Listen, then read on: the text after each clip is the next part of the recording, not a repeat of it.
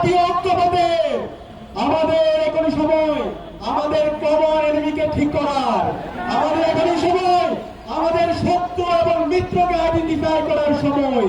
আমি সবাইকে আহ্বান করবো, আজকে বিপ্লব পরবর্তী 16 মাস পার হয়েছে। বিপ্লব পরবর্তী আমাদের মধ্যে অনেক বিভাজন তৈরি হয়েছে।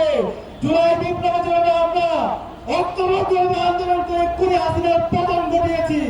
আজকে বিপ্লব পরবর্তী 16 মাস পরে ঐক্যবদ্ধ আমাদের বাংলাদেশ বিনির্মাণ করার জন্য, আমাদের কমন এনিমি ভারতের বিরুদ্ধে, দিল্লির বিরুদ্ধে আমাদের প্রতিবাদ প্রতিরোধ চালিয়ে রাখার জন্য এবং শহীদ ওসমান হাদি ভাইয়ের পর যে খুনি হাসিনা এবং তার দূষণরা হামলার সাথে জড়িত ছিল তাদের বিচার নিশ্চিত করার জন্য আমাদের ঐক্যবদ্ধ হতে হবে। আমরা কি পারবো ইনশাআল্লাহ? আমরা কষ্ট লাগে আজকে 16 মাস পরে যে শহীদদের রক্তের উপর অন্তর্বর্তীকালীন সরকার তৈরি হয়েছে, সে অন্তর্বর্তীকালীন সরকার আজকে নাগরিকদের নিরাপত্তা দিতে ব্যর্থ হয়েছে।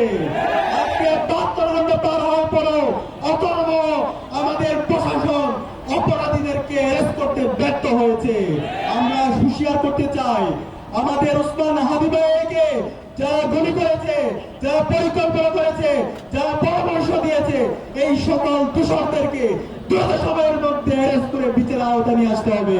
একই সাথে বাংলাদেশে খুনি হাসিনা, নিষিদ্ধ আওয়ামী লীগ, যুবলীগ তাদের রাজনীতি করার অধিকার নেই। তারা সন্ত্রাসী গোষ্ঠী।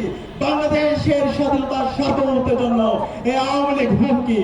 একই সাথে আমাদের সবাইকে আগামী দিনে বাংলাদেশ বিনির্মাণ করার জন্য এবং সুন্দর সুখী সমৃদ্ধ বাংলাদেশ বিনির্মাণ করার জন্য এবং ওসমান হাদি ভাইয়ের সন্ত্রাসী যারা হামলা করছে তাদের বিচার আওতার জন্য ঐক্যবদ্ধ আন্দোলন সংগ্রাম জায়গা করে আহ্বান জানিয়ে আমি আমার কথা শেষ করছি।